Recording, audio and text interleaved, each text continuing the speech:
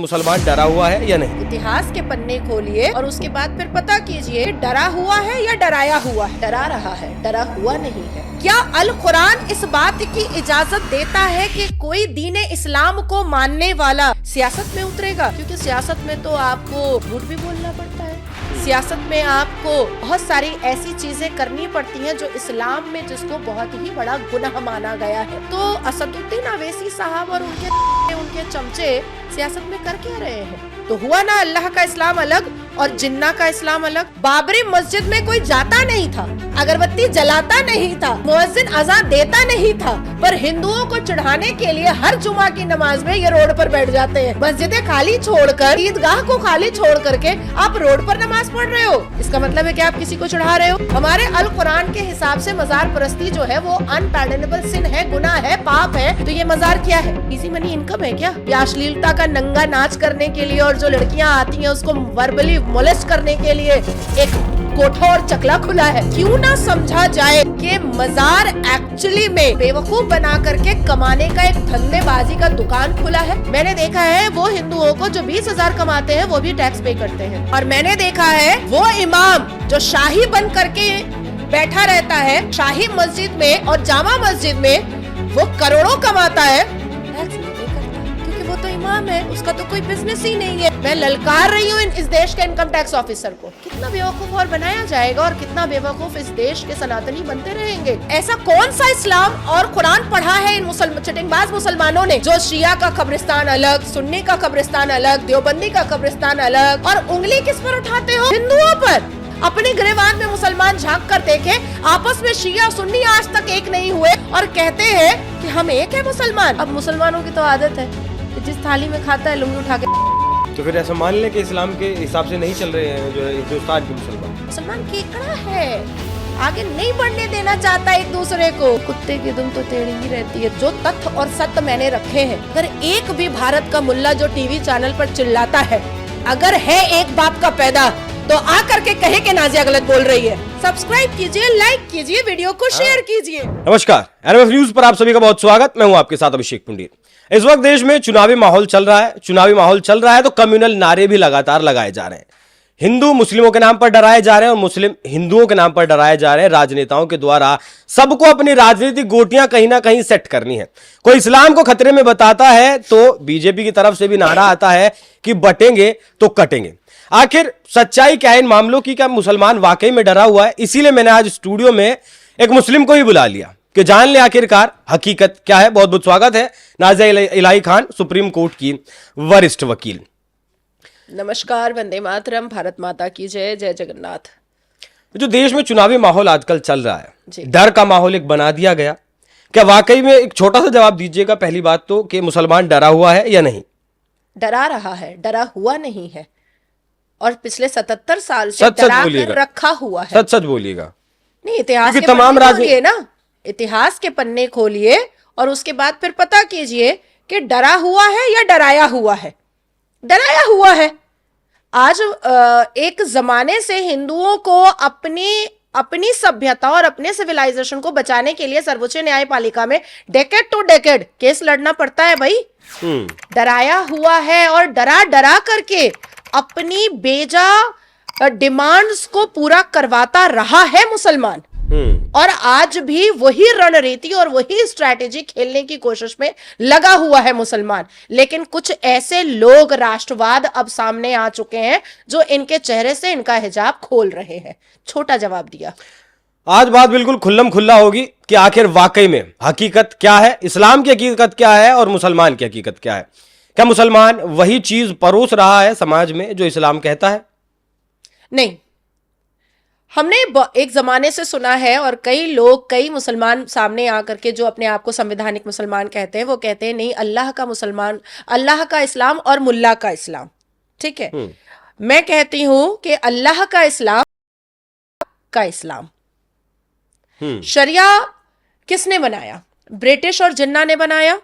जिन्ना कौन था? सुअर खाने वाला। जिन्ना कौन था? लौंडियाबाज। जिन्ना कौन था? सिगार पीने वाला। जिन्ना कौन था? एक बहुत ही अश्लील और अभद्र व्यक्ति। जिन्ना एक ऐसा व्यक्ति था और है अभी भी जिसके घर के परिवार वाले, जिसकी अपनी खुद की बेटी भी जिन्ना के टाइटल से घिन करती है, नफरत करती है, उसके घर के परिवार वाले भी जिन्ना का टाइटल लेकर के चलना नहीं चाहते हैं, वैडिया टाइटल लगा देते हैं। इतनी नफरत है और इतनी बेइज्जती महसूस होती है जिन्ना के परिवार वाले को, जिन्ना के नाम से और उसके टाइटल से। लेकिन दुर्भाग्य है हम मुसलमानों का कि जिन्ना और ब्रिटिश के बनाए हुए शरिया लॉ को यहां पर मनवाया गया, मनवाने की कोशिश की गई और इंप्लीमेंट भी करवाया गया है, लेकिन एक हिडन द कर्टन चल वही रहा है, शरिया लॉ ही चल रहा है और चलवाने की कोशिश भी की जा रही है, इंप्लीमेंट भी करवाया गया, लेकिन बिहाइंड द कर्टन करवाया गया है। अब हमारा अल कुरान क्या कहता है कि जो इस्लाम के मानने वाले हैं वो तस्वीरें नहीं खिंचाएंगे, वो उनका कोई वीडियो नहीं होना चाहिए। क्या जो हमारे इस्लामिक प्रीचर हैं, क्या जो हमारे कारी मुफ्ती मुल्ला हैं, क्या जो हमारे हाफिज कुरान हैं, क्या जो हमारे क्लिरिक हैं, क्या जो हमारे मुअज्जिन हैं, क्या जो हमारे कारी हैं, वो नहीं आ रहे हैं कैमरा के सामने? खुलकर आज तो कहते हैं हमारा चैनल सब्सक्राइब करिएगा, सब्सक्राइब कीजिए, लाइक कीजिए, वीडियो को शेयर कीजिए। तो ये क्या कुरान में लिखा हुआ है? ये क्या कुरान में लिखा हुआ है? तो आप बताएंगे। अब दूसरी बात आती हूं मैं, क्या अल कुरान इस बात की इजाजत देता है कि कोई दीन इस्लाम को मानने वाला, कोई मुसलमान समाज का ठेकेदार बनने वाला सियासत में उतरेगा? क्योंकि सियासत में तो आपको झूठ भी बोलना पड़ता है, सियासत में आपको बहुत सारी ऐसी चीजें करनी पड़ती हैं जो इस्लाम में जिसको बहुत ही बड़ा गुनाह माना गया है, लेकिन तो सियासत में तो आना बिल्कुल मना है इस्लाम में। तो असदुद्दीन अवैसी साहब और उनके दल्ले, उनके चमचे सियासत में कर क्या रहे हैं? और ये जितने भी इस्लामिक स्कॉलर टीवी चैनलों पर नजर आते हैं, ये अपनी सियासती रोटियां सेक सेक करके अपने आप को पार्लियामेंट में बैठाने का क्या काम कर रहे हैं? तो हुआ ना अल्लाह का इस्लाम अलग और जिन्ना का इस्लाम अलग। यहां हमारे भारत में अल्लाह का इस्लाम मानने को कोई मुसलमान तैयार नहीं है, पर जिन्ना का इस्लाम मानने और मनवाने के लिए सब परेशान है, सबके सब परेशान है। आज होगी खुलकर बात। हमारे अल कुरान के हिसाब से, अल्लाह के इस्लाम के हिसाब से बैंक में पैसा रखना, उसका इंटरेस्ट लेना हराम है, बहुत बड़ा गुनाह है। किसी से भी, जितने भी कारी मुफ्ती मुल्ला है, ये जो सब्सक्राइब कीजिए, लाइक कीजिए जो कर रहे हैं, ये पैसा कहाँ रख रहे हैं? कहाँ आता है ये पैसा? यूट्यूब का। हो गया, हो गई बात खत्म। अब देखिए हमारे मुल्ला मौलवी क्लेरिक आज इस सिनेरियो में, अब तो हम बोल रहे हैं, नहीं तो पिछले 15-20 साल से हम देख रहे हैं कि मस्जिद टाइम पे नहीं जाते हैं, न्यूज स्टूडियो एकदम समय पर पहले पहुंच जाते हैं। अच्छा, अब देखिए कि हमारे प्रॉफिट मोहम्मद सल्लल्लाहु अलैहि वसल्लम पीस अपॉन हिम वो गारे हिरा में जाकर के इबादत किया करते थे, है ना? और हमारे मुसलमान पुरुष रोड पर इबादत करने के लिए परेशान है। बाबरी मस्जिद में कोई जाता नहीं था, अगरबत्ती जलाता नहीं था, कोई मुअज्जिन अज़ान देता नहीं था, बाबर खत्म, बाबरी मस्जिद सब कोई भूल गया था, मस्जिदें ऐसी ही पड़ी है खाली, कोई नहीं जाता। पर हिंदुओं को चढ़ाने के लिए हर जुमा की नमाज में ये रोड पर बैठ जाते हैं नमाज पढ़ने के लिए। जब जिनको आप फॉलो कर रहे हो, जिस प्रॉफिट मोहम्मद को आप अपना आका बोल रहे हो, वो तो गारे हिरा में इबादत करते थे भाई, आप रोड पर क्यों कर रहे हो? मस्जिदें खाली छोड़कर, इमाम बाड़े खाली छोड़कर, मजारों को खाली छोड़ करके, ईदगाह को खाली छोड़ करके आप रोड पर नमाज पढ़ रहे हो। इसका मतलब है कि आप किसी को चढ़ा रहे हो। अब आते हैं हमारे अल कुरान के हिसाब से, मजार परस्ती जो है वो अनपैर्डनेबल सिन है, गुनाह है, पाप है, और जो मजार में जाएगा उसको जन्नत का दरवाजा भी मुयस्सर नहीं होगा, उसको नहीं मिलेगा। तो ये मजार क्या है? इजी मनी इनकम है क्या? या अश्लीलता का नंगा नाच करने के लिए, और जो लड़कियां आती हैं उसको वर्बली मोलेस्ट करने के लिए एक कोठा और चकला खुला है? क्या है मजार? जब अल कुरान कह रहा है कि मजार परस्ती गुनाह है, अबू मरतहद खुद अल्लाह के फरिश्ते आकर के कह रहे हैं प्रॉफिट मोहम्मद सल्लल्लाहु अलैहि वसल्लम पीस अपॉन हिम से कि तोड़वाओ, अल्लाह का पैगाम है, खत्म करवाओ सारी पक्की कब्रिस्तानें और मजारे। तो ये क्या है मजार? अब आते हैं कि एक जमाना एडी वाला था, सेंचुरी वाला था, तब पीरो मुर्शिद जो पैदा हुए होंगे। मज़ारें तो अभी भी बन रही हैं हमारे भारत में। आजादी के वक्त का मजार का डेटा निकालिए और अभी का डेटा निकालिए, तकरीबन 3 लाख से ऊपर मजार अभी बना है पिछले 25-30 साल में, अभी बना है। तो इस 21वीं सदी में भी पीर बाबा पैदा हो रहे हैं क्या? इस 21वीं सदी में भी पीर और मुर्शिद बाबा पैदा हो रहे हैं क्या? हमें नहीं नजर आ रहा है। पैदा हो रहे हैं तो ये क्यों ना समझा जाए कि मजार एक्चुअली में कमाने का, बेवकूफ बना करके कमाने का एक धंधेबाजी का दुकान खुला है। अब आती है बात कि हमारे मुसलमान, हम संविधान से चलते हैं, हम इस देश के नागरिक हैं। अच्छा, डेटा निकाला है मैंने, तकरीबन 9 लाख से ऊपर चिश्तिया, मजारी बाबा, मुजाबिर बाबा, ये जो 9 लाख से ऊपर बन के बैठे हैं, ये क्या चीज का टैक्स पे करते हैं? किस काम का टैक्स पे करते हैं? आप टैक्स पे करते होंगे तो अपनी सैलरी का इनवॉइस देते होंगे। हम टैक्स पे करते हैं तो हमें जो सीनियर देते हैं हम उसका इनवॉइस और अपने चैम्बर का इनवॉइस पे करते हैं। हमारे अब्बा जो टैक्स पे करते हैं वो अपने कारोबार का इनवॉइस पे करते हैं। ये मुजाबिर बाबा जो मजार में चादर चढ़वाता है, ये क्या चीज का टैक्स पे करता है? इसका मतलब है कि स्ट्रेट 9 लाख से ऊपर मुसलमान टैक्स पे करते ही नहीं है। अब ये जो रेडी लगाता है ये टैक्स पे करता है, ये जो पंचर बनाता है ये टैक्स पे करता है, ये जो मदरसे में पढ़ाता है ये टैक्स पे करता है, ये जो मस्जिद में अजान देता है ये टैक्स पे करता है, ये जो मस्जिद में नमाज पढ़वाता है ये टैक्स पे करता है। तो मतलब आप भरेंगे टैक्स और ये 20 बच्चे वाले फायदा उठाएंगे। उद्योगपति के पास जाने के लिए इनकम टैक्स ऑफिसर को बड़ी खुजली मची रहती है। चांदनी चौक, शाहीन बाग, ओखला क्यों नहीं जाते हो? ये जो कपड़े का कारोबार साइड से चलता है, ये जो लैविश रेस्टोरेंट का कारोबार साइड से चलता है, इमाम का और मुअज्जिन का, जरा जाओ ना, देखो ना कैश कितना निकलेगा। ये जो कसाई है, कसाई का जो काम करते हैं मुसलमान, ये इनके घर में कितना पैसा है किसी को आइडिया भी है? मैं तो कह रही हूं कि अगर मैं गलत हूं तो इनकम टैक्स ऑफिसर मुझे जवाब दे इस देश का कि नाजिया आपने ये गलत डेटा दिया है। मैं ललकार रही हूं इस देश के इनकम टैक्स ऑफिसर को। कितना बेवकूफ और बनाया जाएगा और कितना बेवकूफ इस देश के सनातनी बनते रहेंगे? कब तक? मैंने देखा है वो हिंदुओं को जो 20,000 कमाते हैं वो भी टैक्स पे करते हैं, और मैंने देखा है वो इमाम जो शाही बन करके बैठा रहता है बड़ी मस्जिद में, शाही मस्जिद में और जामा मस्जिद में, वो करोड़ों कमाता है, टैक्स नहीं पे करता क्योंकि वो तो इमाम है, उसका तो कोई बिजनेस ही नहीं है। मतलब कितना बेवकूफ बनेंगे ये भारत के सनातनी, मुझे तो समझ में नहीं आता है। तो अल्लाह का इस्लाम मानने को हमारे भारत में मुसलमान तैयार नहीं है। जिन्ना का इस्लाम मनवाने के लिए बहुत परेशान है।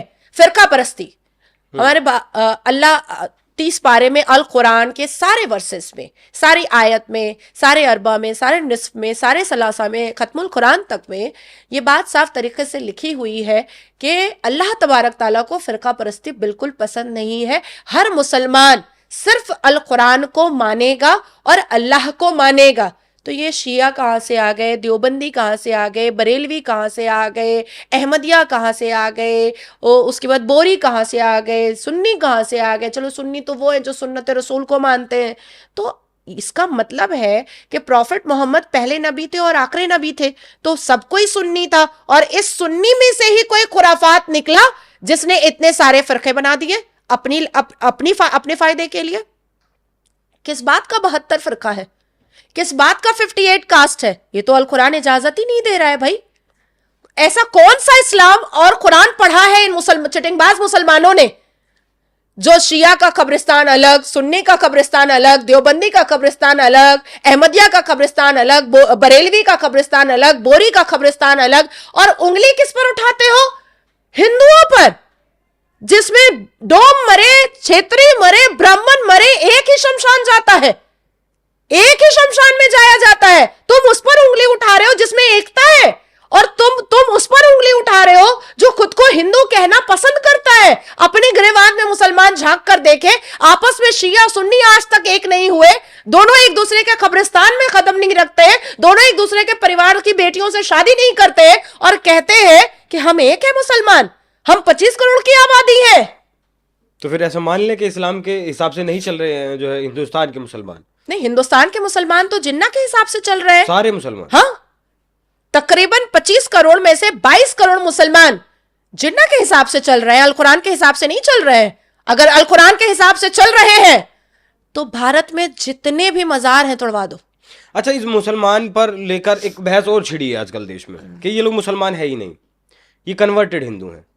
कि जिस वक्त अरब आए, मुगल आए, वो 10,000, 20,000, 50,000 आए, उसके बाद को डराया गया, धमकाया गया, कन्वर्ट किया गया, तो ये मुसलमान है ही नहीं, ये कन्वर्टेड हिंदू हैं। इसमें मैं आपको दो बातें बताती हूं। पहली बात यह है कि अरब में जो इस्लाम माना जाता है वो प्रॉपर अल कुरान का इस्लाम माना जाता है। और आज भी आप देख ले कि हमारे आदरणीय प्रधानमंत्री से इतने खूबसूरत रिश्ते होने हैं हमारे मिडिल ईस्ट के, मोहम्मद बिन सलमान के, अल हन्नान जी के, इतने खूबसूरत रिलेशन है। अरब आज भी इस्लामिक तरीके से पनिशमेंट देता है, आज भी देता है। अब अरब में अगर मक्का मुअज्जमा और मदीना मुनव्वरा में कोई भी मुसलमान तावीज पहन करके अगर चला गया तो उसको बाहर निकाल दिया जाता है। अगर मक्का मुअज्जमा और मदीना मुनव्वरा पर अगर वो लोग चूमना चामना स्टार्ट करते हैं जैसे मज़ारों पे करते हैं तो वहां पर अरेस्ट कर लिया जाता है। अरब में आज भी मक्का मुअज्जमा और मदीना मुनव्वरा में मुस्लिम औरतें और मुस्लिम पुरुष एक साथ एक सफ में खड़े हो करके नमाज पढ़ते हैं। लेकिन यहां पढ़ते हैं? यहां मस्जिदों में है बेटियों की इजाजत नहीं है। अब ये जो भट्ट है टाइटल, चौधरी है टाइटल, ये सारे जो टाइटल्स हैं ये क्या प्रॉफिट मोहम्मद के शजरे से आ रहे हैं क्या? नहीं, बिल्कुल भी नहीं। कन्वर्टेड मुस्लिम्स हैं ये लोग। ये सारे के सारे जो भट्ट चौधरी घूम रहे हैं, मंडल जो घूम रहे हैं, सरदार और सरकार जो घूम रहे हैं, ये तो सारे के सारे कन्वर्टेड मुस्लिम्स हैं। और इनका एक अजीब सी मानसिकता है। एक्चुअली सबको बेवकूफ बनाने के लिए ये तो खुद टोपी पहनते हैं, और भारत के हिंदुओं को टोपी पहनाने का काम नेहरू ने जो स्टार्ट किया तो वो मुसलमानों ने अडेप्ट कर लिया। ये जैसे ही इनकी फ्लाइट हज के लिए अरब में लैंड करती है, ये हो जाते हैं अल कुरान के मुसलमान, और इनके बगल में महिलाएं नमाज पढ़ती हैं, रुकू में जाती हैं, सजदे में जाती हैं, ये उसको बर्दाश्त करते हैं। और जैसे ही वो फ्लाइट उड़ करके टेक ऑफ लेकर के हिंदुस्तान आती है, लाहौल बिला कुव्वत अस्तगफिरुल्लाह, मुसलमान बेटी आएगी मस्जिद में, यही बोल के वहां दिखा। अगर ताकत है एक बाप का पैदा है तो यही बोल करके अरब में दिखा, नहीं दिखाएगा। वहां वो अल कुरान का मुसलमान हो जाता है। जैसे ही भारत आता है वैसे ही ये जिन्ना का मुसलमान हो जाता है। अब बताइए कि जो तथ्य और सत्य मैंने रखे हैं, अगर एक भी भारत का मुल्ला जो टीवी चैनल पर चिल्लाता है, अगर है एक बाप का पैदा, तो आकर के कहे कि नाजिया गलत बोल रही है। ये कह सकता है कि नाजिया का 5 हस्बैंड है, ये कह सकता है कि नाजिया चिटिंगबाज है, लेकिन जो मैंने कहा है उसको प्रूफ करके दिखाए कि नाजिया गलत है। अच्छा, इन लोगों को 100 साल बाद ही क्यों समझ आता है? पहले यही जो इसी बात को अगर आगे बढ़ाऊं, फोटो खिंचाना, टीवी देखना, टीवी पर जाना, कैमरे के सामने जाना, ये सब चीजें हराम है। आज इन्हें चीज समझ आ गई कि हराम नहीं है, आप ये खुद से ये काम कर रहे हैं। तो हराम और हलाल क्या है?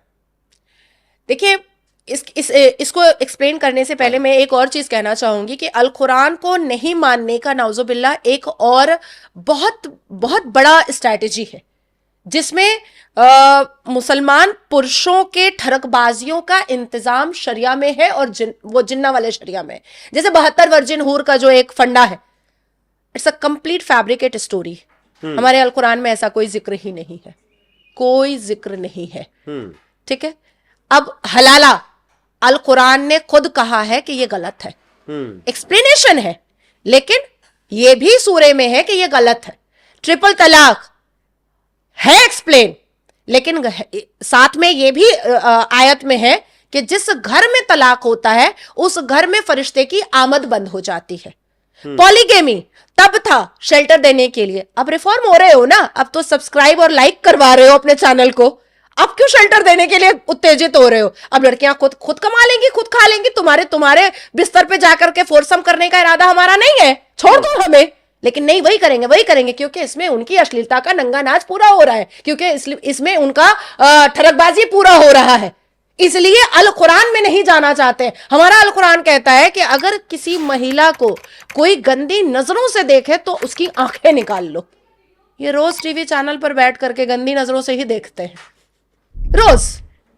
आप सोचिए कि बुड्ढा बुड्ढा मौलवी मुल्ला इतनी लंबी लंबी दाढ़ी रख करके लाइव न्यूज डिबेट पे कहता है, अरे हिजाब पहन लेती लड़की तो अच्छा रहता, इतना टाइट शर्ट पहनती है। तुम देखते क्यों हो? तुम देखते क्यों? प्रॉब्लम तुम्हारे औजार का है भाई, हमारे बॉडी का नहीं है। तुम्हारा बॉडी भी बनाया अल्लाह तबारक ताला ने, हमारी बॉडी भी बनाई अल्लाह तबारक ताला ने। हम तो तुमको देख करके उत्तेजित नहीं होते, तुम हमें देखकर उत्तेजित हो जाते हो। इसका मतलब है कि तुमको तुम्हारी अम्मा ने सभ्यता दिया ही नहीं। अब आते हैं हलाल और हराम पर। चीखना, जोर आवाज में बोलना हराम, सूद का पैसा खाना हराम, टीवी देखना हराम, नाच गाना करना हराम, टीवी पर आना हराम, किसी से झूठ बोलना हराम, किसी महिला को बेइज्जत करना हराम, किसी की चुगली करना हराम, किसी की बुराई करना हराम। मेरा अल कुरान कहता है कि अगर कोई लड़की या कोई औरत अगर उसने अपनी जिंदगी में कुछ गलत किया भी है तो उसकी इज्जत छुपाई जाती है, और जिस घर में बेटी नहीं होती है उस घर की चौखट उसकी बेटी हो जाती है। यहां तो मौलवी मुल्ला कहते हैं ये तो आवारा औरत है, ये तो गंदी औरत है, ये तो बहुत बेशरम औरत है। यही करते हैं ना टीवी चैनल पे बैठ करके इतनी लंबी दाढ़ी रख करके। तो अब आप सोचिए कि क्या ये हलाल कर रहे हैं सब कुछ? ये जो डिबेट पे जाकर के जो इन्वेलप लेकर आते हैं, ये हलाल की कमाई है? ये मेहनत मजदूरी की कमाई है? नहीं। ये जो मदरसे के अंदर रेप होता है ये हलाल है? ये मदरसे के अंदर जो जाली नोट छापा जाता है ये हलाल है? ये मदरसे के अंदर जो आतंकी हरकतें होती हैं ये हलाल है? ये मदरसे के अंदर जब लड़की नहीं मिलती है तो लड़के का अनल सेक्स कर देता है, ये हलाल है? ये सारी चीजें हलाल है? कहां पर लिखा है? जरा कोई मुझे दिखाए तो इसके बाद इस्लाम को खतरा मुसलमानों से है फिर हिंदुओं से है? हिंदुओं से मुसलमानों खतरा से होता नहीं आ रहा। नहीं, अब जो चीजें आप मुझे बता रही हैं उन चीजों के बाद तो जो है मुसलमानों से ही इस्लाम को खतरा है हिंदुस्तान में। नहीं, मुसलमानों से खतरा तो बीबी फातिमा रजी अल्लाह ताला अन्हा के खाविंद को था, मतलब प्रॉफिट मोहम्मद के दामाद को था। मुसलमानों से खतरा तो मेरे प्यारे आका प्रॉफिट मोहम्मद सल्लल्लाहु अलैहि वसल्लम पीस अपॉन हिम के नवासों को था। अब बोलिए कैसे? हजरत अली का सीना चीरने वाला तो उनके बगल का नमाजी था। इमाम हसन हुसैन का कत्ल करने वाला उनके अपने रिश्तेदार थे। हिंदू थोड़ी आकर काटे, हिंदू थोड़ी आकर के मारे। जंगे बदर हुआ तो उसमें हिंदू थे क्या? नहीं थे। इतनी जंगें हुई हैं करबला में तो क्या उसमें हिंदू थे? नहीं थे। हमेशा मुसलमान ने इस्लाम को बहुत बदनुमा करने की कोशिश की है और मुसलमान अपने गिरवान में झांकने से बहुत कतराता है। आप मुसलमानों को देखिएगा, जो करना पसंद करते हैं वो सुनना नहीं पसंद करते हैं। इमाम रिजवान से पूछिएगा मस्जिद में रेप क्यों किया 10 साल की बच्ची का? खबरदार, ये हिंदू है इसलिए ये हमको बोल रहा है। लेकिन भैया तू तो जेल में है और तू बलात्कार के केस में जेल में है, सुनना क्यों नहीं पसंद कर रहा है? तुझे करना नहीं पसंद होना चाहिए था। लेकिन मुसलमान का प्रॉब्लम है कि हर अश्लीलता, हर गंदगी, हर बेहूदगी, हर आवारगी, हर बदचलनी, हर आतंकी हरकत करना बहुत पसंद करता है, सुनना नहीं पसंद करता है। याकूब मेमन के जनाजे की नमाज में जाएगा, एक आतंकवादी के जनाजे की नमाज में जाएगा, और आप कहिए आप तुम तो याकूब मेमन के ग्रुप में हो ना, हम संवैधानिक आदमी हैं, तो फिर याकूब मेमन के जनाजे की नमाज में क्यों गए थे? वो तो मुसलमान है इसलिए चले गए थे। करेगा? सुनना नहीं पसंद करता है। मुसलमान पहले है, वो आतंकी है या जो भी कुछ है, वो उसका जो पेशा है वो बाद में है। लेकिन अपनी रोटी सेकने के लिए और सबको कन्विंस करेगा हम लोग तो संवैधानिक मुसलमान है। ठीक है, यूसीसी मान लो, नहीं वो तो शरिया में मदाखलत है। ठीक है, 3 तलाक बंद होने दो, नहीं वो तो शरिया में मदाखलत है। हम संवैधानिक हैं, हम संवैधानिक हैं। अच्छा ठीक है, मेंटेनेंस मिलेगा, गुजारा भत्ता मिलेगा मुसलमान बेटियों को, और शरिया में मदाखलत हो ही नहीं सकती। तो भैया तुम क्यों झूठ बोल रहे हो? साफ बोलो ना कि तुम जिन्ना के शरिया को मानते हो, तुम तो इवन अल कुरान नहीं मानते हो। बिल्कुल, एक नया शब्द आपने दे दिया। अब तक अल्लाह का इस्लाम और मुल्ला का इस्लाम पता था, लेकिन अब एक अल्लाह का इस्लाम और एक जिन्ना का इस्लाम। जी आजकल देश में जिहाद बहुत चल रहा है। जी वोट जिहाद का जो सबसे पहला शब्द आया लोकसभा चुनाव के दौरान है। बीजेपी ने भी उसके बाद कहा, महाराष्ट्र के चुनाव से पहले, कि हमें वोट जिहाद करके हराया गया। लेकिन बीजेपी को तो कभी मुस्लिम ने वोट दिया ही नहीं, मुसलमानों ने बीजेपी को तो कभी वोट दिया ही नहीं। लेकिन फिर इसके पीछे भी तर्क दिया गया कि एक मुश्त हराने के लिए वो जिहाद किया गया। ये जिहाद का क्या मसला है? देखिए, हमारे भारत में जिहाद होता है हाँ। और एक बड़ा जिहाद होता है। जैसे ये थूक जिहाद था, हाँ। ये छोटा जिहाद था। मूत जिहाद था, ये छोटा जिहाद था। पत्थरबाजी वाला जिहाद जो है, ये छोटा जिहाद है। मंदिरों में घुस करके प्रतिमा को तोड़ने का जो जिहाद है, ये छोटा जिहाद है। उसके बाद हिंदुओं की बहू बेटियों को फंसा करके शादी करने का जो जिहाद है, ये भी छोटा जिहाद है। बेटियों को काट करके फ्रिज में रखने का जो जिहाद है, ये भी छोटा जिहाद है। अब आते हैं बड़े जिहाद पर। मंदिरों को हड़प करके मस्जिद बताना, समझाना और मनवाना, और नहीं तो रोड पर उतर जाना, बड़ा जिहाद। वक्फ बोर्ड, लैंड माफिया, बड़ा जिहाद। संविधान को ना मानना, अपने शरिया को मनवाने के लिए सर्वोच्च न्यायपालिका के जजेस को भी कन्विंस करना और धमका देना, नहीं तो हम रोड पर आ जाएंगे, जेल भर देंगे, बड़ा जिहाद। याकूब मेमन को समर्थन करना, बड़ा जिहाद। हसन नसरुल्लाह को समर्थन करना, बड़ा जिहाद। भारत में रहते हुए, भारत का खाते हुए भी पाकिस्तान का गाना गाना, बड़ा जिहाद। हिंदू जिस चीज को पूजेगा उसको काट लेना, उसको काट देना, बड़ा जिहाद। आप गाय को पूजेंगे, मुसलमान उसको काटेगा।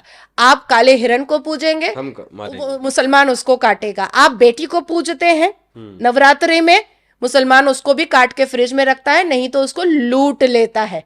आप मंदिर में प्रतिमा को पूजते हैं, मंदिर को मस्जिद बनाने की पूरी प्रक्रिया चलती है। बस यूं समझ ले कि सनातन धर्म के लोग जिस चीज को पूजेंगे, ये आतंकी मुसलमान उस चीज को काटेगा।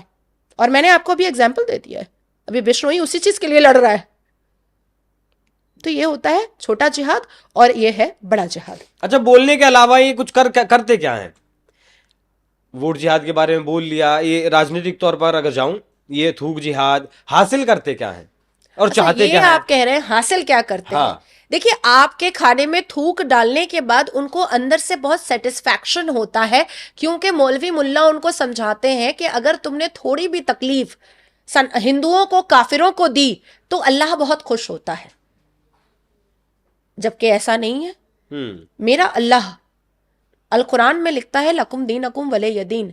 आप अपने धर्म की इज्जत करो और दूसरों को उसके धर्म की इज्जत करने दो। मेरे अल्लाह ने कहा है कि जब तक कोई बुत परस्त मर ना जाए, तब तक आप उसको काफिर बोल ही नहीं सकते हैं, बोल ही नहीं सकते। क्या पता वो कब ईमान ले आए। ऐसा तो नहीं आपने जो अल कुरान पढ़ा है और मौलाना जो अल कुरान पढ़ने वाला अलग हो? नहीं, एकदम सेम अल कुरान है। नहीं, ये चीजें और तो कोई नहीं बोलता जो आप बोलती हैं। नहीं, एकदम सेम अल कुरान है। और अगर पढ़ने की बात है तो मदरसों में भी कुरान ही पढ़ाई जाती होगी। क्या मायने पढ़ाई जाती है?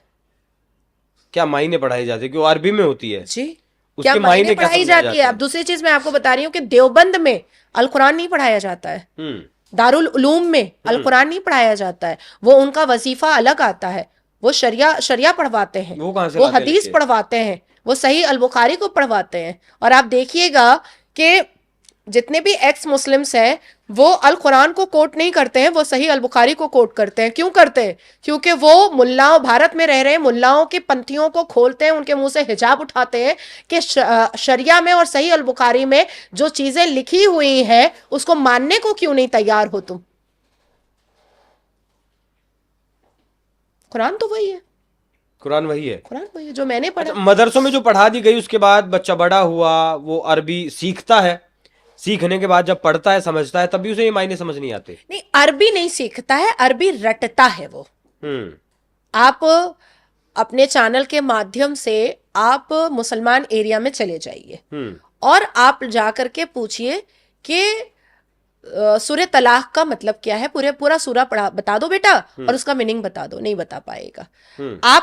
आपको मेरे ख्याल से 30 या 40% ऐसे मुस्लिम मिलेंगे जो ला इलाहा इल्लल्लाह मुहम्मद रसूलुल्लाह का मतलब भी नहीं उनको पता है। बहुत सारे ऐसे मुस्लिम मिलेंगे।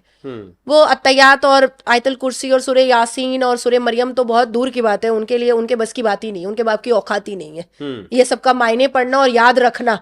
तो ये जो है ये वो भाषा पढ़ते हैं मदरसे में जाकर के जिस भाषा को समझना जानते ही नहीं है। अब अभी मैं आपके सामने अगर स्पेनिश में जवाब दूं, आप नहीं समझेंगे ना, नहीं। तो आप मुझे कहेंगे ना कि नाजिया जी इसको ट्रांसलेट कर दीजिए। तो जो माँ बाप अपने बच्चों को मदरसा इमाम मुल्ला बनने के लिए भेजता है, वो माँ बाप ये बात क्यों नहीं कहता है कि आप मेरे बच्चों को मीनिंग के साथ पढ़वाइए? या जो महिलाएं घर में बैठ करके बोलती हैं रमजान में, अरे मैंने 2 बार कुरान पूरा कर दिया, रमजान में अरे मैंने 3 बार कर दिया, अरे समझी क्या हो ये तो बताओ, ये भी तो बताओ कि तुमने समझा क्या है। ये जो ला इलाहा इल्लल्लाह की आपने बात की, इसका मतलब जो बताया जाता है कि अल्लाह के अलावा कोई मानने लायक नहीं, यही मतलब है इसका? अल्लाह एक है, पाक और बेऐब है। अल्लाह एक है, पाक और बेऐब है। अल्लाह के सिवा कोई माबूद नहीं है। मतलब आपका भगवान नहीं है, उसका कोई वजूद नहीं है। ईसाई जो है उनके जीसस क्राइस्ट का कोई वजूद नहीं। बनी इसराइल और ईसाई कैसे नहीं है? देखिए हमारी 5 अलहामी किताबें हैं, तौरात, जबूर, बाइबल, इंजील, कुरान। तो तौरा जो आ रहा है और हमारे अल कुरान में बनी इसराइल का जिक्र है, हमारे अल कुरान में बनी इसराइल का जिक्र है। लेकिन क्योंकि मुसलमानों में और खास करके सुन्नी मुसलमानों में डिक्टेटरशिप जरूरत से ज्यादा है, क्योंकि इनके दिमाग में एक चीज बस गई है कि हम कुछ भी कर ले, हम रसूल की उम्मत में से आते हैं, इसलिए हम सीधा जन्नत चले जाएंगे और 72 वर्जिन हूर के साथ हम मुजरा स्टार्ट कर देंगे। इनके दिमाग में ये हुआ है। बहुत सारे ऐसे मुफ्ती मौलाना है जो प्रीच ये करते हैं कि सुन्नी मुसलमान अगर कोठे में प्रोस्टिट्यूट के बिस्तर पर मर जाएगा तो वो भी जन्नत चला जाएगा। बहुत सारे मुफ्ती और मौलाना ने प्रीच किया है, मैंने ट्वीट भी किया हुआ है। तो ये भी करते हैं। अब आप सोचिए कि कितनी गंदी बातें ये मुसलमान युवाओं के दिमाग में डालते हैं। और मुसलमान युवा, दुर्भाग्य की बात है कि एक बार अल कुरान को खोल करके नहीं पढ़ता है कि क्या वाकई में ये बात कही गई है। अब आती है बात कि अल कुरान कहता है कि तुम जो गलती करते हो, तुम जो गुनाह करते हो अपने अशरफुल मखलूकात मोमिन और मोमिनात से, अल कुरान ये कहता है कि तुमको वो भोगना पड़ेगा, तुमको वो झेलना पड़ेगा। किस रूप में झेलना पड़ेगा ये तुमको उसी वक्त समझ में आएगा, जिस पर एक कहावत भी बना है कि जैसा बोओगे वैसा पाओगे, है ना। अब देखिए, अभी एक छोटा सा एग्जाम्पल मैं देती हूं। पाकिस्तान पहले बना पगलिस्तान, फिर अब बन रहा है कब्रिस्तान, ठीक है।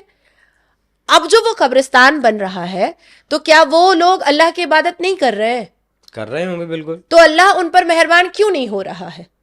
अल्लाह मोदी जी के नेतृत्व में हिंदुओं पर मेहरबान क्यों हो रहा है? हिंदू तो काफिर है। कर्म प्रधान इसलिए तो कहा गया है ना। एग्जैक्टली, यही अल कुरान में अल्लाह ने भी कहा है कि जैसा कर्म करोगे वैसा ही पाओगे। इसीलिए मैंने आपसे पूछा था कि आप जो कुरान पढ़ते हैं वो कहीं अलग तो नहीं है। नहीं। उसके बाद अभी आप देखिए कि हमास और फलस्तीन, पूरा चटियल मैदान हो रहा है। मुझे तो लग रहा है कि अगला फुटबॉल वहीं होगा, वर्ल्ड कप मैच। तो क्या हमास और फलस्तीन के लोग अल्लाह को हाजिर नाजिर करके अपनी हिफाजत की दुआ नहीं मांग रहे होंगे? बिल्कुल मांग रहे होंगे। तो आकर बार बार नेतन्याहू जी क्यों जीत जा रहे? क्यों जीत जा रहे? मतलब अल्लाह नाराज हो गया है हमास और फलस्तीन से, मतलब अल्लाह नाराज हो गया है ईरान से, मतलब अल्लाह नाराज हो गया है पाकिस्तान से, मतलब अल्लाह नाराज हो गया है तालिबान से।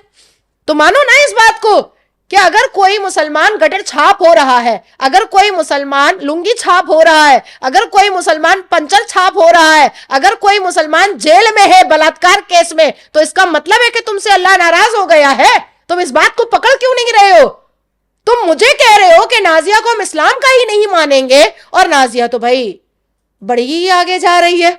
तो मतलब अल्लाह की दया दृष्टि मेरे ऊपर है क्योंकि मेरे कर्म अच्छे हैं। मतलब मान लिया जाए कि जो शिक्षा है वो अगर दी जाए समाज को, सच्चर कमेटी की रिपोर्ट के बाद भी किसी की आंख नहीं खुली ना कि दलितों से भी जो बदतर स्थिति में मुसलमान इस देश का है, नहीं खुलेगी। उसका भी रीजन है, नहीं खुलने देगा।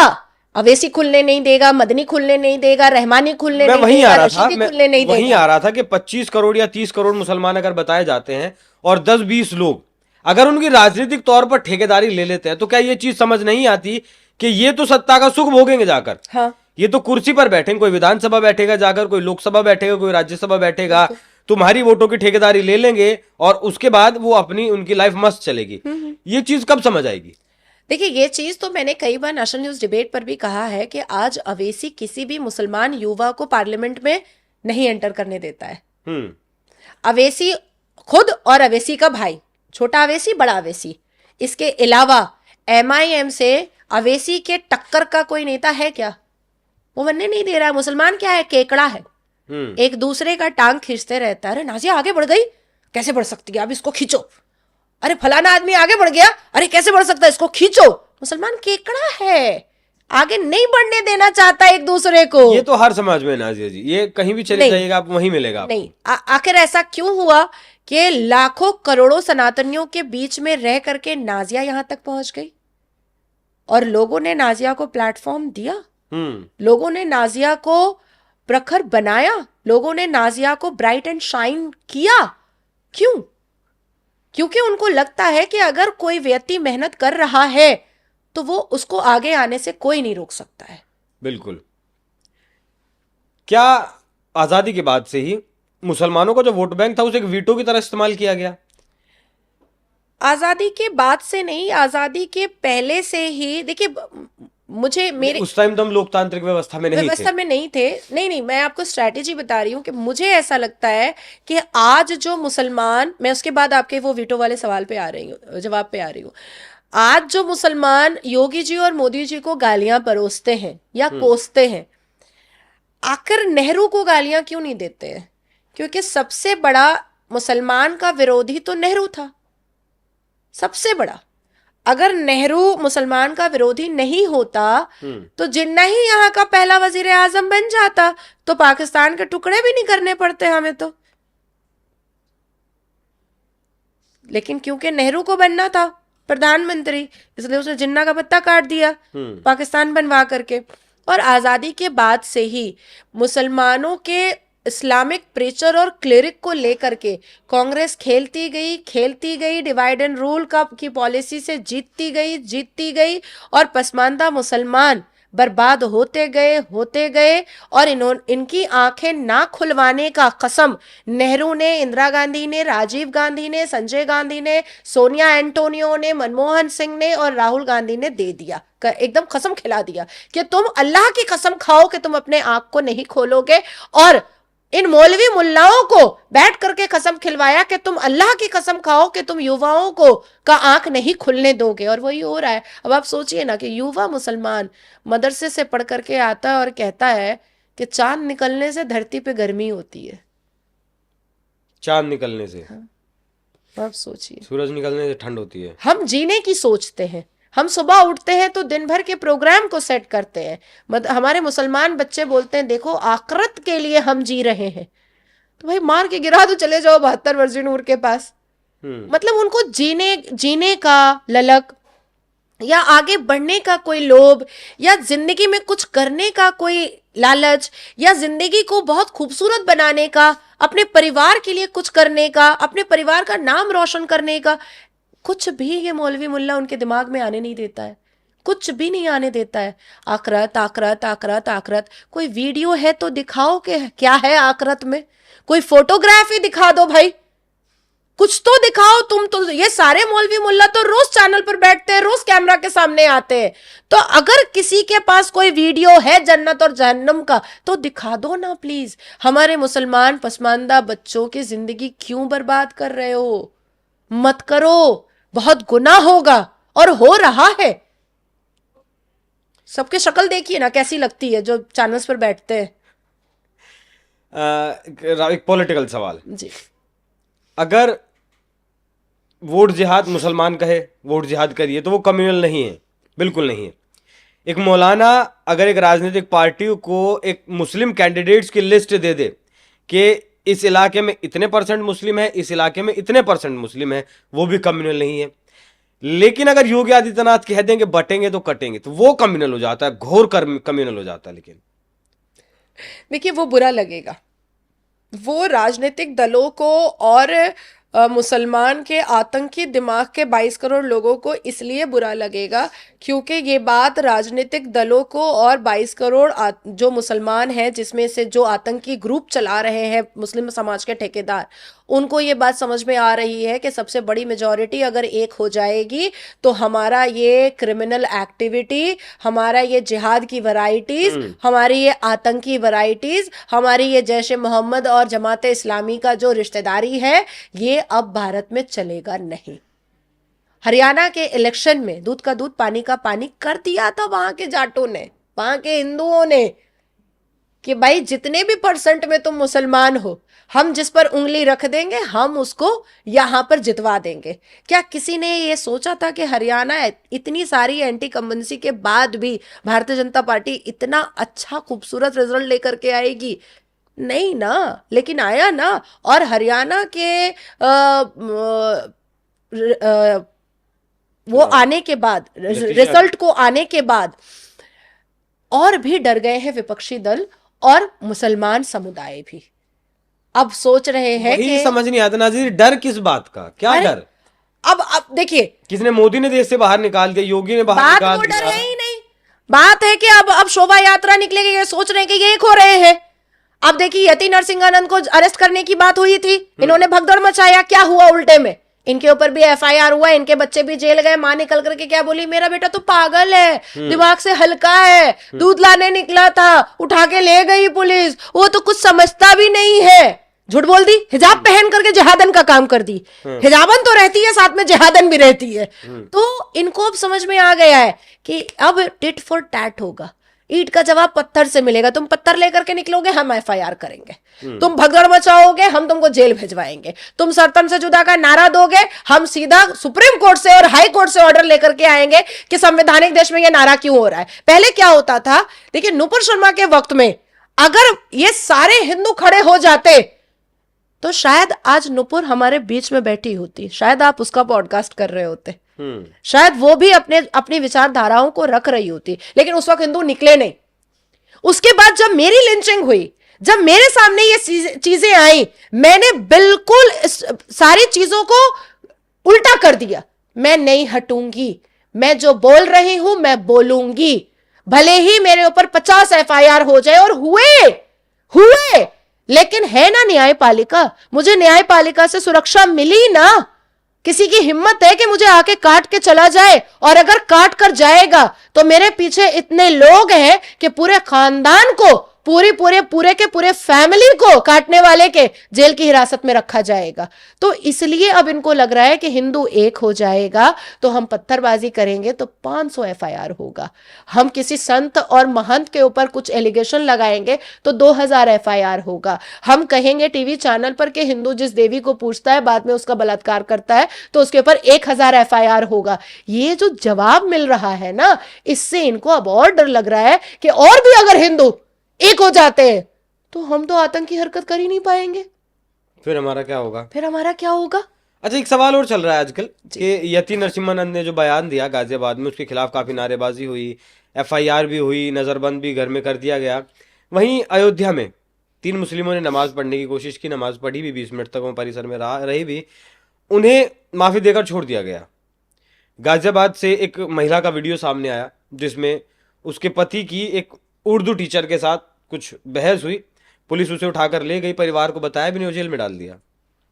देखिए, मैं जैसे, मुझे सोशल मीडिया पर मुसलमान बहुत गंदी गंदी गालियां देते हैं। कुछ लोगों ने तो पर्टिकुलरली चैनल बना करके रखा है मुझे डिफेम करने के लिए, फेसबुक चैनल, कि मुझे वो नाजिया को ही सिर्फ डिफेम करेगा। जवाब देंगे नाजिया को? नहीं, डिफेम करेगा, जवाब भी नहीं, मेरा क्या ही जवाब देगा।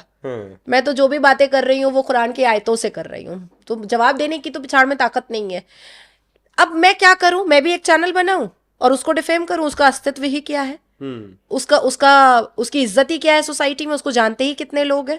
मुझे देश विदेश, पूरी दुनिया, पूरा भारत जानता है, पूरा जर्मनी, लंदन, यूके, सबको ही जानते हैं, UAE, middle east, Iran, Tehran, सब जानता है, लेकिन उसको कौन जानता है? अब कोई मुझे माँ बहन की गाली देगा तो क्या मैं भी उलट करके दूं? नहीं दे सकते। इसीलिए अयोध्या में जिसने नमाज पढ़ा उससे माफी मंगवा करके उसको छोड़ दिया गया। इवन जिसने पाकिस्तान जिंदाबाद बोला उसको न्यायपालिका ने कहा कि तुमको 21 बार वंदे मातरम भारत माता की जय बोलना है और सल्यूट करना है तिरंगे झंडे को, और उसके बाद फिर तुमको चले जाना है। तो ये कहीं ना कहीं एक मैसेज देने की बात कही जा रही है कि हम सिर्फ बुलडोजर नहीं चलाते हैं तुम्हारे अवैध निर्माण पर, हम सिर्फ तुमको FIR करके अंदर नहीं डालते हैं जेल की हिरासत में, हम तुमको मौका भी देते हैं सुधरने का। लेकिन कुत्ते की दुम तो टेढ़ी ही रहती है, 10 जन्म जब हमें पता है कि कुत्ते की दुम टेढ़ी ही रहेगी, जी फिर देखिए सजा अगर सख्त होगी जी तभी समाज में सुधार होगा, जी तभी अपराध भी कम होगा। जी लेकिन अगर हल्की सजा देकर आप किसी को भी छोड़ देंगे, खासकर इन लोगों को जिन्हें आप ही कहती हैं कि जो है लातों के भूत बातों से नहीं मानते, तब कैसे होगा? नहीं, कड़ी सजा के लिए हम लोग बहुत सशक्त हो रहे हैं। आप देखिए कि पश्चिम बंगाल में जितने भी लोगों ने आतंकी हरकतें मेरे साथ की, मैंने बिल्कुल प्रखर होकर के सबका नाम लिया, मैं डरी। एक्स IPS और विधायक डेबरा के हुमायूं कबीर का नाम लेने से मैं डरी, फरहाद हकीम का नाम लेने से मैं डरी, और मैंने न्यायपालिका the honourable Calcutta high court में पूरे प्रूफ के साथ रखा है सामने में। तो कड़ी सजा का भी इंतजाम, लेकिन law always take its own course ना, थोड़ा समय लगता है ना। तो अगर हम 50 लोगों को कड़ी सजा दे रहे हैं तो साथ साथ जिस श्रीमद् भगवत गीता को हमने पढ़ा है, जिस अध्याय और श्लोक को हमने पढ़ा है, उसका एग्जाम्पल भी तो हमें देना पड़ेगा। उस लोगों को माफ करके बताना तो पड़ेगा कि भाई अभी भी वक्त है, सुधर जाओ। लेकिन देखिए बहुत लंबी लड़ाई है। अरब आए, मुगल आए, उसके बाद फिर आज के दौर में और देख देखिए लीजिए यति नरसिंहानंद जी जो मानसिकता नहीं बदली जा सकती आज तक। ये इनकी स्ट्रैटेजी है सारे प्रखर वक्ताओं को चुप कराने की। अब मैंने प्रॉफिट मोहम्मद साहब के बारे के खिलाफ मैं नाउजुबिल्ला बोल ही नहीं सकती। मैं खुद मुसलमान हूँ और इनसे ज्यादा बेहतरीन मुसलमान हूँ मैं। ये तो जिन्ना वाले मुसलमान है, मैं तो अल्लाह वाली मुसलमान हूँ। तो जबरदस्ती एलिगेशन लगाया गया। उसी तरीके से यति नरसिंहानंद जी ने भी एक मोहम्मद नाम लिया। मोहम्मद गौरी हो सकता है, मोहम्मद शाहजहां हो सकता है, मोहम्मद अकबर हो सकता है, मोहम्मद औरंगजेब हो सकता है, कुछ भी हो सकता है भाई। मोहम्मद ओवैस बलात्कारी हो सकता है, मोहम्मद खैबर बलात्कारी हो सकता है, मोहम्मद नासिर खान बलात्कारी हो सकता है। एक तो ऐसा नाम ही फिर मत रखो जिसकी तुम इज्जत नहीं रख सकते हो, नाम ही मत रखो। और मुसलमान माओ को तो अपनी बेटियों का नाम, अपने बेटों का नाम ये सब रखना भी नहीं चाहिए। क्या ही पता कब कौन बलात्कार कर दे। यहां तो इमाम कर रहा है मस्जिद में बलात्कार। वो तो खुलेआम चीजें सामने निकल कर आई रही हैं। लेकिन इस्लाम की ही अगर दोबारा से बात करूं तो जिस परवरदिगार जिस इस्लाम की रक्षा में सुरक्षा में है, ये चंद लोग जो ठेकेदार बने बैठे हैं, वो कैसे इतनी आसानी से जो बरगला लेते हैं समाज को, क्या इसके लिए जरूरी कदम क्या है? नहीं, वरगला इसलिए लेते हैं क्योंकि जो जिन्ना का मुसलमान है ना, जिन्ना के समर्थक मुसलमान है, वो वाला जो इस्लाम है वो बहुत फ्लेक्सिबल है, वो बड़ा रंगीन और बड़ा कलरफुल इस्लाम है। और जो अल्लाह का अल कुरान है और इस्लाम है, उसमें बहुत सारी पाबंदियां हैं, उसमें बहुत सारे शर्तें और शराइत है, उसमें बहुत सारे तहजीब और तमद्दन की बात है, उसमें बहुत सारे ऊंच और नीच को समझने की बात है। तो अगर अल्लाह के बनाए हुए अलहामी किताब अल कुरान को ये चिटिंगबाज दाढ़ी टोपी वाला अगर मानने लगेगा तो ये तो फिर इसका तो रोटी रोजी बंद हो जाएगा। अब आपने बहुत अच्छा सवाल किया कि इसको खत्म कैसे किया जाए। सारे मज़ारे, समस्या तो मुझे पता है, जरूरत सारी मज़ारे तोड़ दीजिए, सारी मज़ारे तोड़ दीजिए, सारे ये मदरसे को तोड़ दीजिए।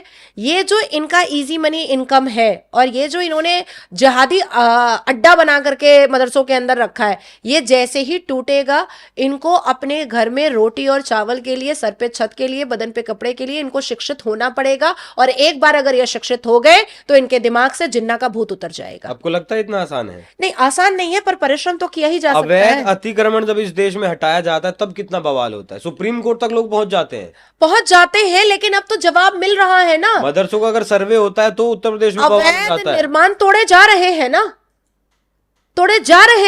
अवैध तोड़े जा रहे हैं, लेकिन वैध भी तो बहुत हैं। नहीं, पश्चिम बंगाल में जितना ही मुझे टॉर्चर किया जा रहा है, मैं बोले जा रही हूं ना, मैं चुप नहीं हो रही हूं ना, अपनी जान की बाजी लगा करके मैं बैकफुट पे नहीं जा रही हूं ना। तो इसी तरीके से हम लोगों को बिल्कुल डटे रहना पड़ेगा और अपनी कार्रवाई करते रहने पड़ेगा। इस कार्रवाई से अंत तो नहीं है ना जिस मानसिकता का? नहीं देखिए, मैंने कहा ना ना वो बदली जा सकती है। नहीं नहीं, मैंने कहा तो आपको कि इनकी इजी मनी इनकम जैसे ही खत्म होगी, ये रोजगार के लिए निकलेंगे और शिक्षा के लिए निकलेंगे। और जैसे जैसे मुसलमान पसमानदा और मुसलमान जो घुसपैठिया और मुसलमान जो जाहिल अनपढ़ है, वो जैसे ही शिक्षित होंगे वो हमारे जैसे हो जाएंगे, समझदार। होने नहीं देंगे ना। अगर 4 हिंदू नेता खड़े होंगे वो इस्लाम को खतरे में बताएंगे। अभी तो मुस्लिम नेता बता रहे हैं। देखिए, फिर ये जो सेक्युलर का जो कीड़ा जिनको लगा हुआ है, जिम्मेदारियां अगर बांट ली जाए तो काम बहुत आसान हो जाता है। आप इस न्यूज के एंकर हैं, आपने अपना काम किया। जो इस स्टूडियो को साफ करता है वो अपना काम करके चला गया। जो कैमरा का काम कर रहा है वो कैमरामैन अपना काम कर रहा है। बाकी जो आगे प्रोसेस होगा इस पूरे पॉडकास्ट का वो अपना काम करेगा। तो उसी तरीके से हर एक भारत का नागरिक, हर एक व्यक्ति जो इस भारत की मिट्टी को अपनी माता मानता है, वो अपनी अपनी जिम्मेदारी पूरी कर ले। देखिए, बाकी तो नेताओं को, हिंदू नेताओं को संभालने का काम हमारे मोदी जी ने लिया है ना, वो तो अपना काम करेंगे ही, ऐसा तो नहीं है कि नहीं करेंगे। नहीं, लेकिन अकेले मोदी जी भी नहीं संभाल सकते ना। अरे उस मोदी जी हैं, योगी जी हैं, हमारे गृह मंत्री अमित शाह जी हैं, बहुत है। और जब मोदी जी चले जाएंगे कैलाश पर, योगी जी मठ में चले जाएंगे, तब क्या होगा फिर? ये तो उसके बाद हम लोग हैं, झेल लेंगे बड़े अवैसी और छोटे अवैसी को। अच्छा, महाराष्ट्र में चुनाव चल रहा है जी। हरियाणा के चुनाव का आपने जिक्र किया, तो महाराष्ट्र में चुनाव चल रहा है। वहां भी इसी डर की, योगी आदित्यनाथ के नारे की भी खूब गूंज चल रही है और आपका ये डर भी खूब दिखाया जा रहा है। हाँ। महाराष्ट्र के चुनाव में क्या कुछ अब तक का जो सिनेरियो वो क्या है? नहीं, देखिए, महाराष्ट्र, अभी तो मैं 11 दिन महाराष्ट्र रह करके आई और मैंने महाबलेश्वर, मोहम्मद अली रोड, पंचगनी, बहुत बहुत एरिया, कितना नाम बताऊं, बहुत नक्सलाइट एरिया, बहुत जगह मैंने विजिट किया। और मैंने एक ही चीज़ सुना कि जिस हिसाब से उद्धव ठाकरे एक बहरूपिया मुसलमान बन चुका है, उसके जो बैनर और पोस्टर्स भी छप रहे हैं वो टोपी लगा करके छप रहे हैं। तो महाराष्ट्र में एक पूरा ऐसा समुदाय है, मुस्लिम भी है, मराठी भी है, और भी अलग अलग जो धर्म और मजहब के लोग हैं, वो एक ही बात कह रहे हैं कि हमें ये उद्धव ठाकरे या ये शिवसेना हमको नहीं चाहिए। क्योंकि महाराष्ट्र में शिवाजी महाराज को मानता हर एक समुदाय है, हर एक धर्म और मजहब का लोग है। तो ये सारे के सारे लोग एकनाथ शिंदे के साथ ही खड़े हुए हैं, सारे के सारे। हाँ, ये जरूर है कि मुस्लिम जो हाईली पॉपुलेटेड एरिया है उसको बहकाने की कोशिश ये जो रजाकार फौज का जो सब दल्ला पिल्ला लोग है अवेसी का, वो लोग अपनी पूरी कोशिश कर रहा है। अभी बीच में रामगिरी महाराज जी को लेकर के वो जलील क्या नाम है, उसने बहुत लंबा जलील, मुझे लगा जलील नाम है, मैं सोची जलील नाम है, तो उसने बहुत अपना वो सब करने की कोशिश किया। लेकिन क्या हुआ, बात सामने आ गई। उस भेद को भी मैंने ही खोला था।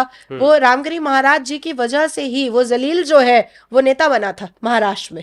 उनके ही कांटेक्ट से वो बना था, क्योंकि उनके पास तो सारे लोग आते हैं। एक संत महंत के पास तो जैसे स्टूडियो है, इसमें आप लोग मुल्ला भी बुलाते हैं, मौलवी भी बुलाते हैं, पंडित भी बुलाते हैं, साधु भी बुलाते हैं, वकील भी बुलाते हैं। कभी लॉरेन बिश्नोई आएगा तो उसको भी बुला लीजिएगा, है ना। तो उसी तरीके से संत और महंत होते हैं। बिश्नोई के नाम को लेकर बड़ा बवाल चल रहा है अभी आजकल। तो संत और महंत के पास भी सभी कोई जाते हैं। तो ये जलील को नेता, एक मुसलमान जलील से उठा करके नेता बनाने का काम रामगिरी महाराज जी का ही था। अब मुसलमानों की तो आदत है कि जिस थाली में खाता है लुंगी उठा के हक देता है, तो वही उसने किया। लेकिन वो भी फंडा काम नहीं किया।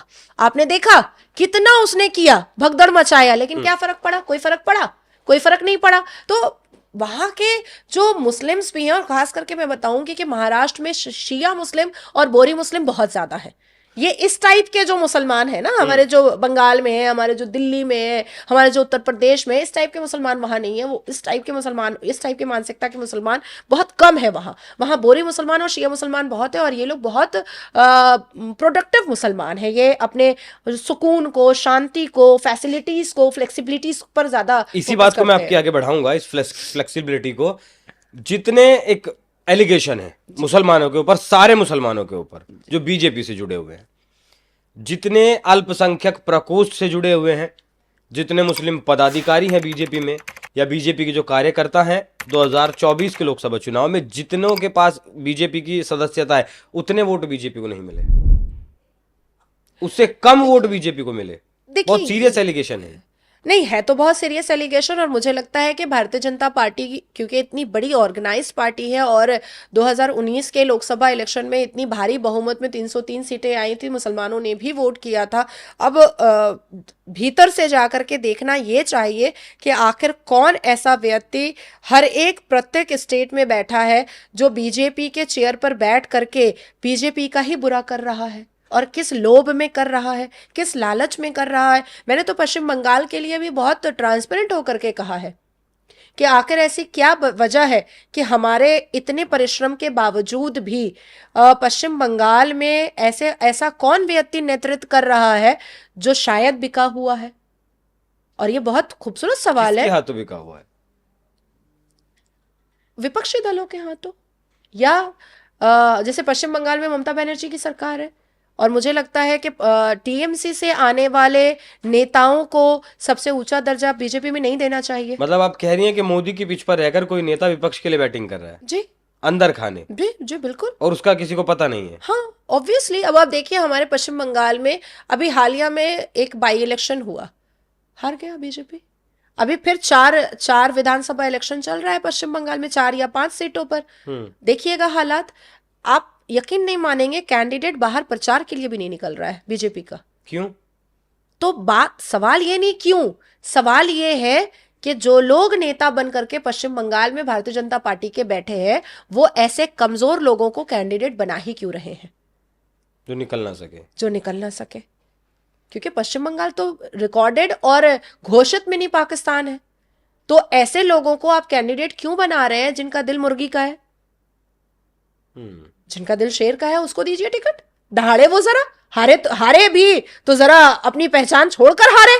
तो नाज़िया इलाही खान लड़ेंगी चुनाव? नहीं, मुझे पश्चिम बंगाल में कोई इंटरेस्ट नहीं है भैया। जो बैठा है वो बैठा रहे, पांता भात खाते रहे, आई डोंट केयर। मतलब ये समझ लिया जाए कि राज्यों की जो इकाई बैठी है वो बदलने की जरूरत है, शफल करने की जरूरत है, और खास करके उन राज्यों में जहां पर भारतीय जनता पार्टी की सरकार नहीं है। इसलिए वहां पर मैं इसलिए बार बार फोकस कर रही हूं कि क्या ही पता कि किसी लोभ की वजह से जो बैठी हुई जो राज्य की सरकार है उससे कोई साठ गांठ रख करके अपने लोभ को पूरा करने के लिए भारतीय जनता पार्टी का बुरा किया जा रहा है भारतीय जनता पार्टी में रह करके। इसलिए मैं कह रही हूं कि जिन राज्यों में भारतीय जनता पार्टी की सरकार नहीं है उन राज्यों में एकदम सर से लेकर टॉप टू बॉटम शफल करने की जरूरत है। और अगर जैसे मान लीजिए किसी राज्य में कांग्रेस की सरकार है और कांग्रेस से कोई नेता भारतीय जनता पार्टी में आ रहा है तो उसके ऊपर सारे कारभार नहीं देने चाहिए। उसको पहले परखना चाहिए, उसको पहले समझना चाहिए, उससे पहले अग्नि परीक्षा लेनी चाहिए, तब जाकर के उसको ऐसा कोई मेन चेयर देना चाहिए जिससे वो बुरा नहीं कर सकता है पार्टी का।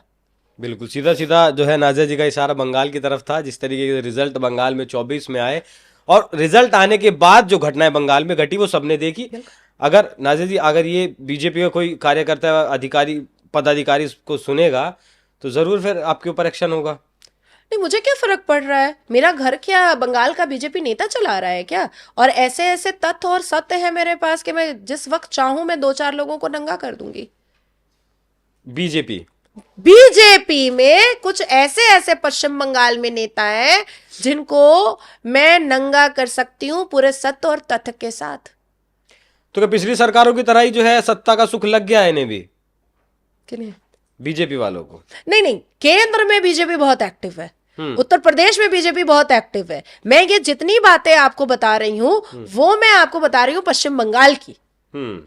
पश्चिम बंगाल में top to bottom Bharatiya Janata party के आला जो नेता है उसमें तुरंत सफल करने की जरूरत है। और जो अभी पद पर बैठ करके चमकने की कोशिश में लगे हुए हैं उनको बैठा दो घर पे, उसके बाद देखो, और शेरों को उतारो रोड पर, फिर देखो ममता बनर्जी की नींद कैसे उड़ती है। नींद उड़ा देंगे हम तो, चैन में सो नहीं पाएगी ममता। चलिए एक आखिरी सवाल, जो बटेंगे तो कटेंगे का नारा जो है, अब नेता लोग कहने लगे हैं कि ये योगी आदित्यनाथ को खत्म करने के लिए नारा बनाया गया विपक्ष। तर्क, हालांकि मैंने भी जानने की कोशिश की कि इसके पीछे का तर्क क्या हो सकता है, लेकिन कोई ऐसा तर्क नजर नहीं आया। मैं जब छोटी थी ना, तो मेरी नानी हमेशा मतलब मैं अगर किसी भी छोटी बात पर अगर रो देती, मैं बहुत पैम्पर्ड और सेंसिटिव टाइप की मैं चाइल्ड रही हूँ, तो जब भी मैं रोती थी तो मेरी नानी बोलती थी, खसाई के सरापने से ना गाय मरता नहीं है, ठीक है, तो ये मत सोचो। तो कभी योगी जी को कह देते हैं विपक्ष कि अब तो योगी जी जा रहे हैं, अब तो बीजेपी उनको हटा रहा है। कभी बोल देते हैं अब तो मोदी जी हटने वाले हैं और योगी जी बन जाएंगे प्रधानमंत्री। कभी बोलता है योगी जी को तो अब कोई भारतीय जनता पार्टी का ऊपर का नेता पसंद ही नहीं करता है। तो इनके पास अपने ऊपर फोकस करने का समय बहुत कम है और भारतीय जनता पार्टी को क्रिटिसाइज करने का समय बहुत ज्यादा है।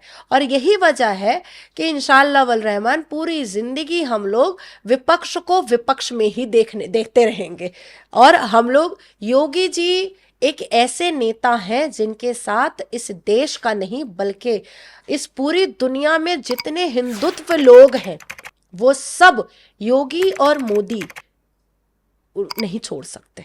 ठीक है, आरएसएस का समन्वय होगा बीजेपी के साथ, जिस तरीके से हरियाणा में आरएसएस ने काम किया। अरे बिल्कुल, आप देखिए 16-17 हजार सभाएं वहां की। बिल्कुल, तो क्या महाराष्ट्र और झारखंड में भी आरएसएस एक्टिव है? एकदम एकदम एकदम। वो जो एक लाइन खींची हुई थी वो मिट गई? एकदम एकदम नहीं, कोई लाइन खींची हुई थी ही नहीं, ऐसा कुछ था ही नहीं। लेकिन हरियाणा के इलेक्शन से ये चीज साफ समझ में आ गई कि जो कोई भी ये एलिगेशन लगा रहा था कि एक लाइन खिंच गई है या आरएसएस नाराज है या ऐसी कोई भी एलिगेशन जो लगा रहे थे विपक्ष, वो बिल्कुल खोखली साबित हुई।